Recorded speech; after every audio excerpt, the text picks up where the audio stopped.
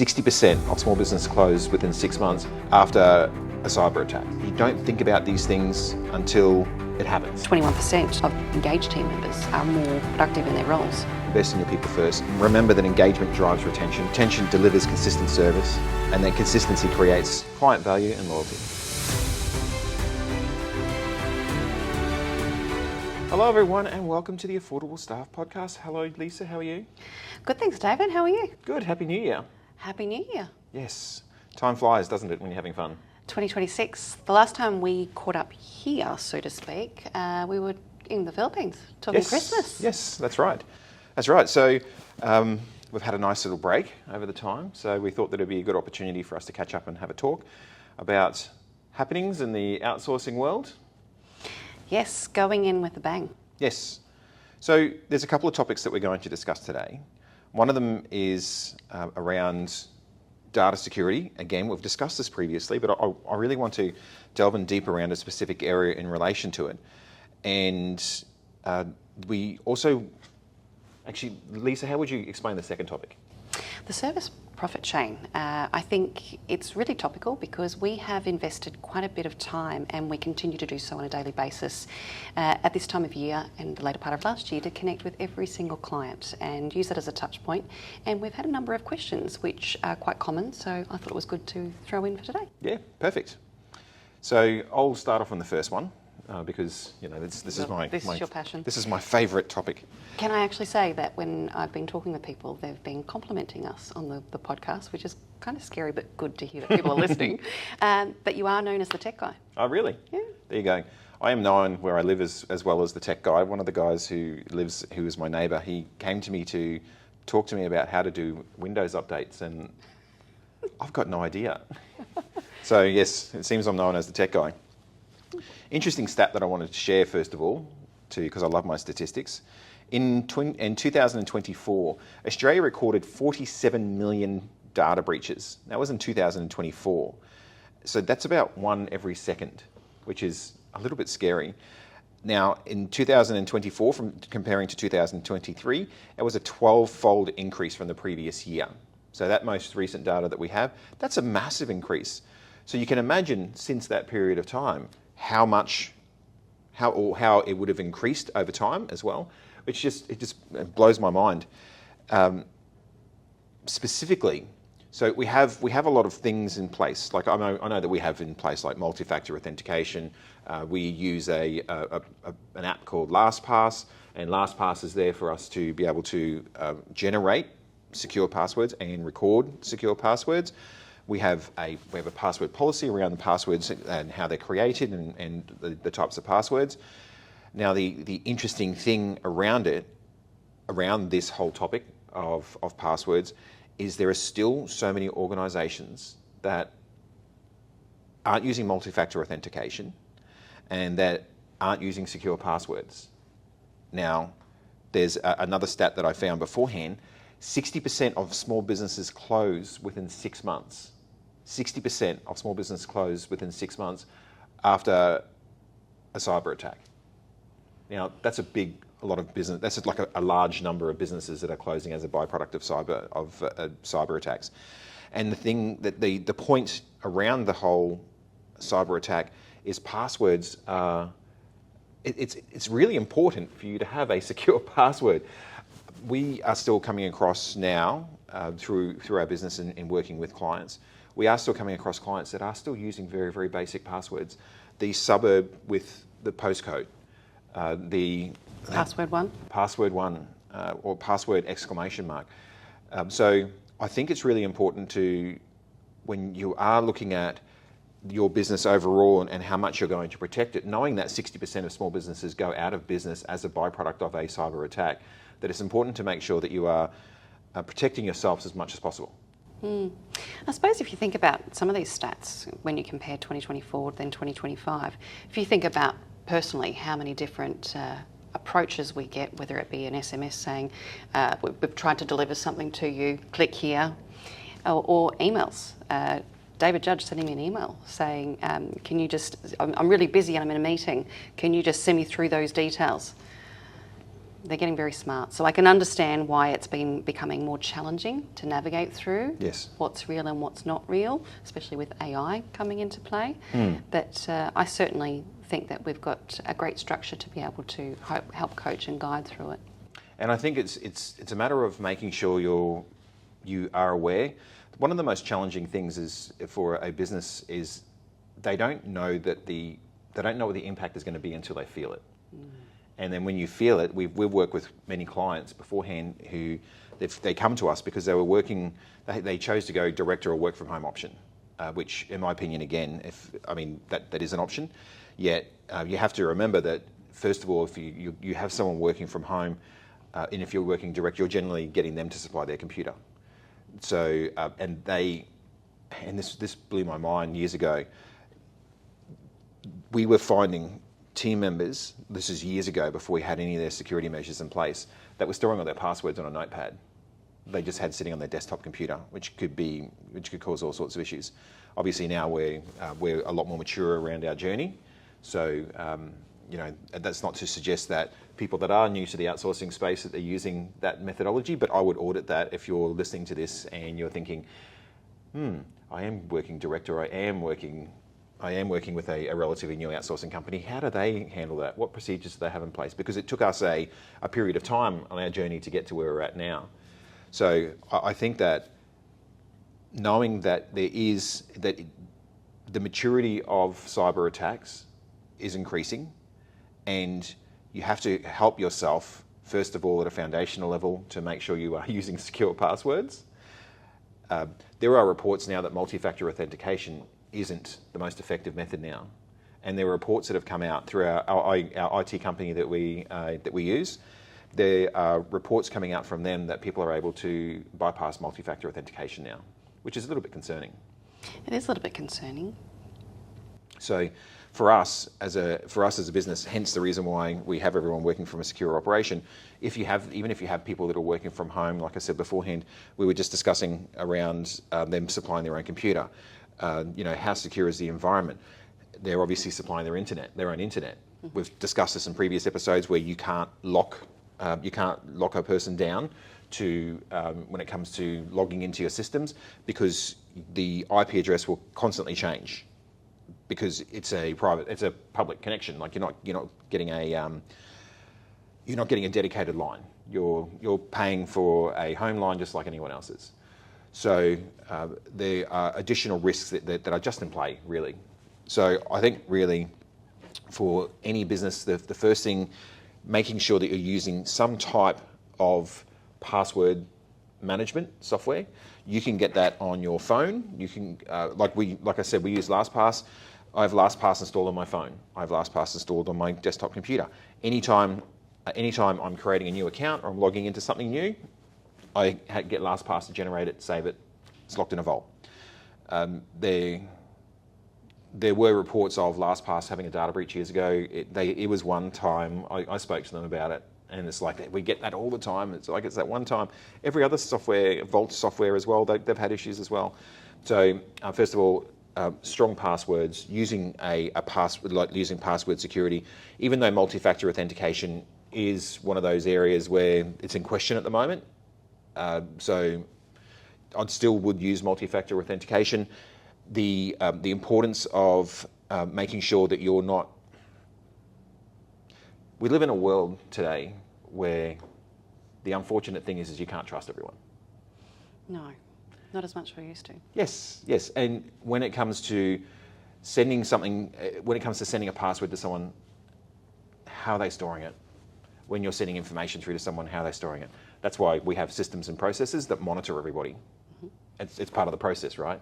We are able to monitor everyone and what they're doing to make sure they're being good, and also to prevent them from, as you mentioned, receiving text messages or emails around, click this link. So we run phishing simulations, which we mentioned in a previous podcast, where we've achieved 100% success. In other words, all the participants we sent it out to, none of them clicked on the link. And we do that as a rolling thing. So I would also recommend, again, it's a lot harder for a small business. I mean, we do all this, and it's all in place to protect you, the client, and to protect us, because I'm liable. Oh, absolutely. And I think if we think about one of the stats that you mentioned around the small businesses closing within 6 months after a cyber attack, you would have to say that's due to either an incorrect setup or not enough education. Yes. And what you've just referenced is something that I think we do very, very well. And sometimes, until these topics are actually brought up, our client's not aware of how much we invest into process improvement and upskilling in a variety of different areas. But in the example that you've given, we are trying to ensure that our team are keeping up to date with the challenges that are in the world today. Phishing emails is a very, very big one, and we actually had a team member recently receive one, and their immediate reaction, because of the way that we have Educated, skilled, yes, we've got them really in tune with what these attacks can look like. And the first thing that team member did was flag it to their team leader and raise it to IT.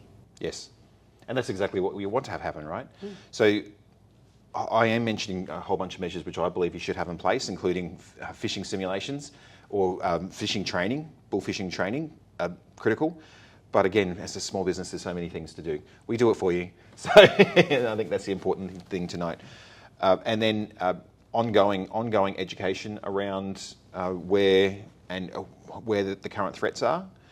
And again, you don't think about these things until it happens.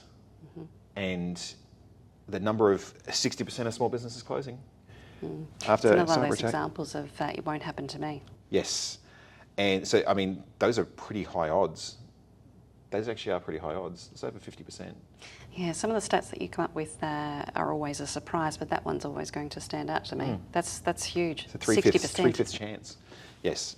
So I think if we wrap up the subject and you know what you were talking about in relation to the ongoing education and skilling, which fits in perfectly well with the next subject, just to close off this particular topic, just remember that the sophistication of the attacks that are occurring, they're increasing or they're improving. Like you said, people are using AI for attacks, and AI to actually leverage attacks, because AI gives you the ability to do heaps more, because you can train AI to go out and perform tasks, etc. So it's able to go out there and do a lot. They're able to have a broader reach of attacks that they're able to perform, and those attacks are becoming more sophisticated because of AI as well. I wonder, before we move on, actually, we talk about the challenge that we were able to support a client with. It's very, very topical and based on what we've just talked through. We received a client notification on a Sunday, and to be clear, we work Monday through Friday, but in the roles that we work in, we do keep across things over the weekend. We received notification from a client on a Sunday that they had received an email to a shared email, an email that was typically monitored and managed by the virtual assistant through Affordable staff, and the client has access to it. They received a notification of a password reset and immediately reached out to me saying, "Can I just confirm my team member's not in the office today? I've just received this, it seems very random," and it was a password reset to one of the tools that they use. Now, this was flagged quite late on a Sunday.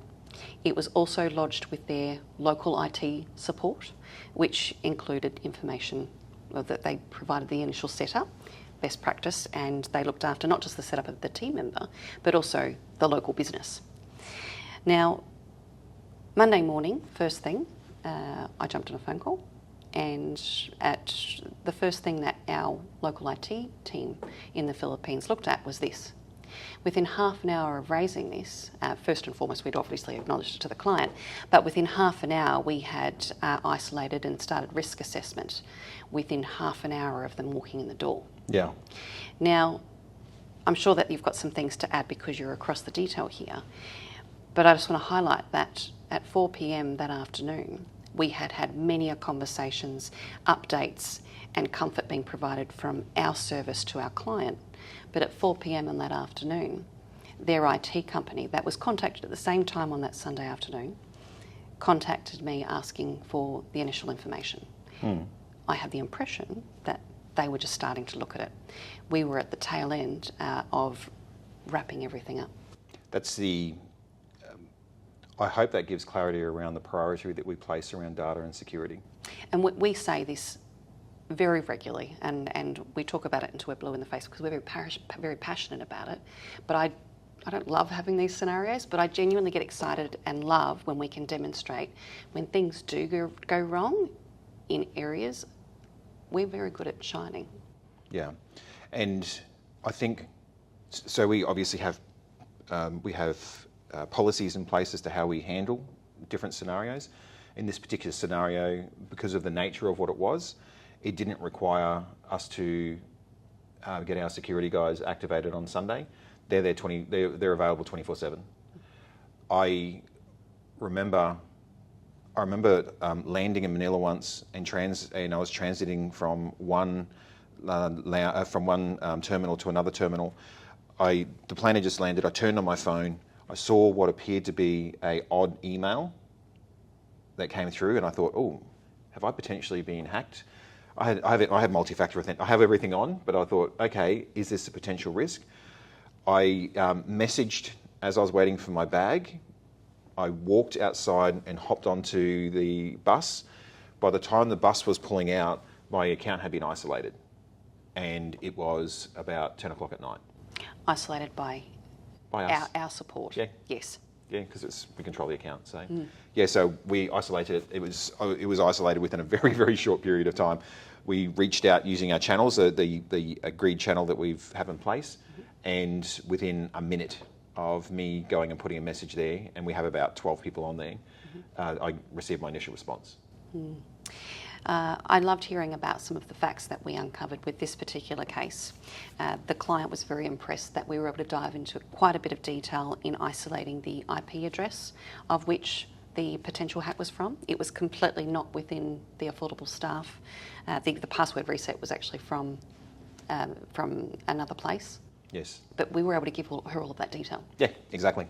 The IT company that was supposed to be supporting her and really should have been the better person, in my mind, for the client to have given her all of that information, she had that service offering from a third party. Yes. Very good. So let's move on to the second topic.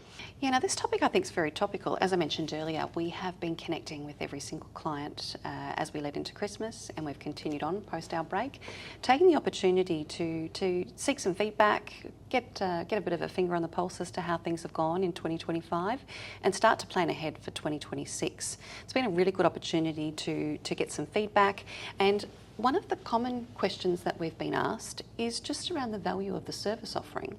And I know that we've talked about a few different angles on this over the podcast, but I wanted to talk a little bit more or give some more context around the service profit chain and how affordable staff really does align to this model. And I think we've talked about, and I suppose the sense behind the conversations we're having is really around the popularity of outsourcing. I actually referenced that when I first joined, we had a couple hundred team members. Yes. And now we boast at the 1,000-odd mark. We have grown substantially. And one of the other aspects is the excitement that Gab and I, my EA, we have a great level of excitement when we're engaging with new businesses that are from different industries that are looking upon outsourcing and virtual assistants to support and grow their business. The variety of different industries we now support is really what makes what we're doing very exciting. Areas like NDIS and beauty. I actually mentioned the other day that we've got a mobile dentistry van that has a VA supporting them. Like, the variety is very, very, very, it's cool. With that, we've also noticed that more and more players are entering the space. Virtual assistants and the demand in Australian and New Zealand businesses is driving the popularity of this space. So when clients are faced with outsourcing and they're looking at the opportunities that are in market, it's really difficult, I think, and I sort of genuinely think it'll be difficult to start from scratch in looking at the opportunities that are in market, because when you look at the outsourcing space and compare affordable staff, I don't see that there is an opportunity to compare apples with apples. One of the things that I would love to emphasise is the opportunity, and we've talked about the maturity we have in market, having just celebrated 11 years. The maturity and market that we have and the ability that we've had to reinvest back into the space and to the team.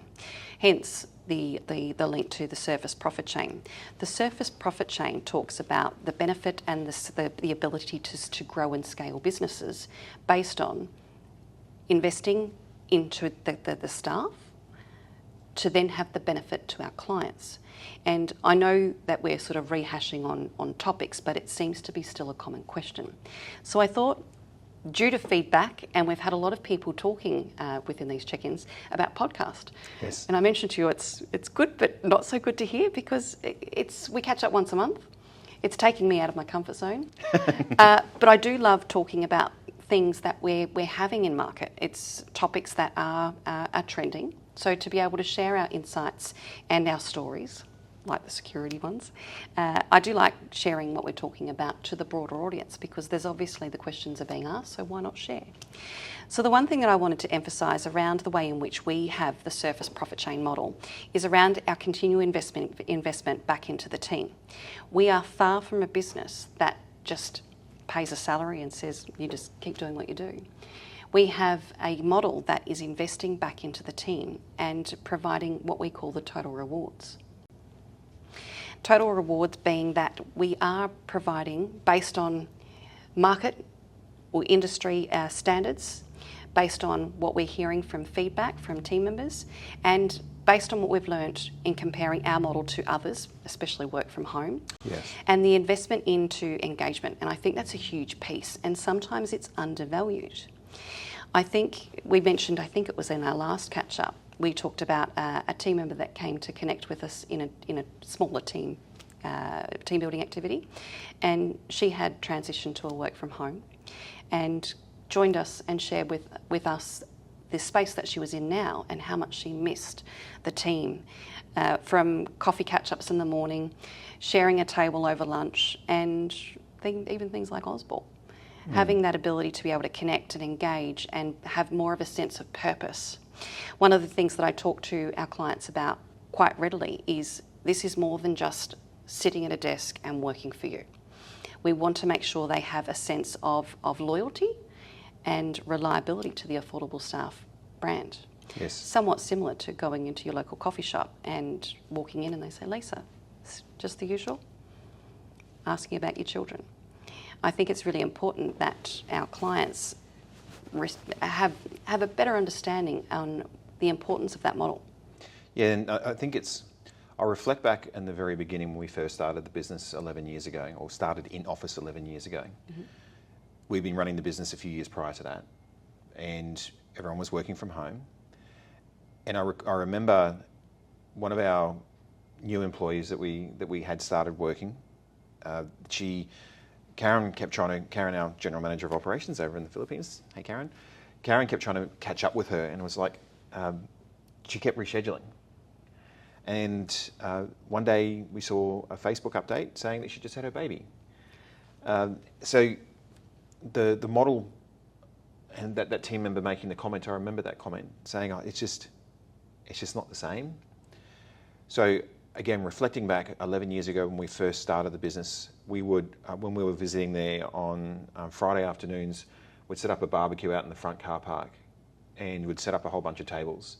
And many of us would sing very poorly, or well, only the Australians would sing poorly, while the Philippines team would play a guitar.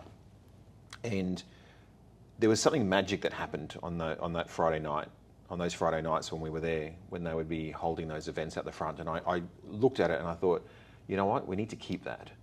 We need to capture that and we need to keep that. So then as we continue to grow as a business, occupying the 5,000 square metres that we do now, I thought, well, we could just have tables and desks and we could just squish everyone in. But then I thought, okay, well, there's 24 hours in a day. You're spending a third of your day, 33% of your day in a job. So if you're going to be doing it, you should enjoy doing it. And there's the argument that a lot of people have that it all comes down to money and et cetera, et cetera, et cetera. And money is certainly a component, yet and we discussed this before we actually started recording the podcast, we discussed that it's about more than that. It's about creating an environment, an atmosphere where someone can come in the morning, they know their friends are there, they can sit down and have a coffee before they start working. Then they can go and they can work with client, they get their break. You know what, I've had a bit of a challenging morning. I'm going to go to the karaoke room or the music room. I'm just going to belt out a couple of songs. Or I'm going to go to the games room. I'm going to play some games. And I know that my friends will be on break too, so I can sit there and hang out with them as well. The nature of the types of tasks that people are performing, they're generally, some of them can be repetitive, some of them can be quite complex, but a lot of times they're sitting in front of a computer. And that's the way that they have to do what they do, because that's how the job is structured. So it's important in my mind about giving more than just the bare minimum, which is what you may receive if you're working direct or you're working from home or whatever it is, or working for different outsourcing providers. For us, it's about more than just giving the bare minimum. For us, it's about creating the environment and the atmosphere and the culture for people to want to be there. I think one of the things, as we were looking at different resources in leading up to today, was around the benchmark commonly quoted around capability. Yes. Rather than productivity.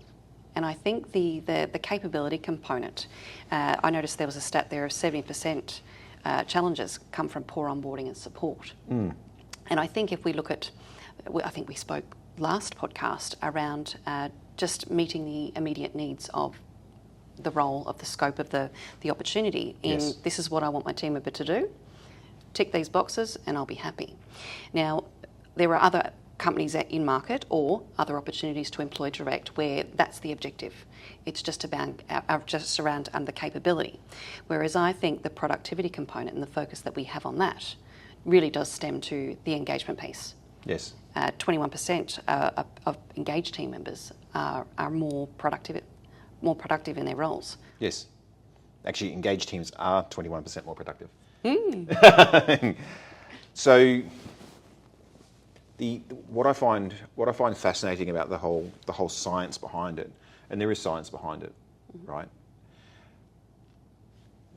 Creating that environment is for purpose, because it creates a happier, more productive person. And I mean, it's the right thing to do, right? If you can be in a position where you can create a fantastic, cool place where people like going to work, then you do that. Yeah, there is science directly behind it as well. So there is method in the madness, if one might say. You know, it makes us stand out from the crowd. It certainly does. So as we wrap up, let's do a couple of key takeaways in relation to this subject. So invest in your people first, right? Invest in your people first. Remember that engagement drives retention, that retention delivers consistent service, and that consistency creates client value and loyalty. And placing more value on service, or placing more value on more things than just the dollar. Yes. And if you look at the journey that a person goes on when they start with Affordable Staff, it all starts in our academy. And they come through and they're skilled. We have people that put on their resume that they passed the academy. Yes, I've heard comments about it being more challenging than, is it the board exam?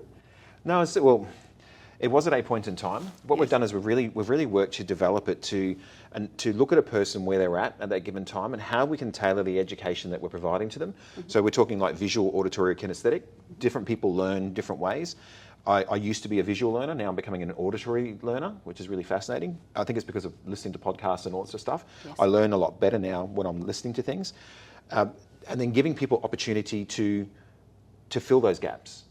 And if they're given an opportunity to fill those gaps, then you can lead them down the path a lot more effectively. So we have at a point in time, I do believe that our model was like too rigid around that, and there were messagings that were going out saying that it's too hard to get a job there.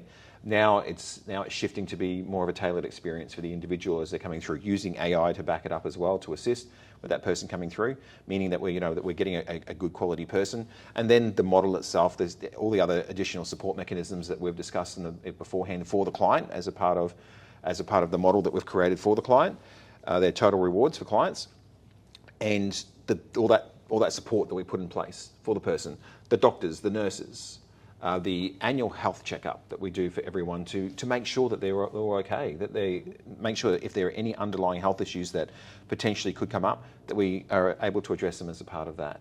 The activities that we run for the team members as well, that helps on the VA side. But then for the client, the success team that we have in place, the team leaders that are there, the escalation points that we have, all these support mechanisms that we have in place, again, to help with retention, but also to assist the client. Mm-hmm. Including IT. Including IT, as we know, and IT and security.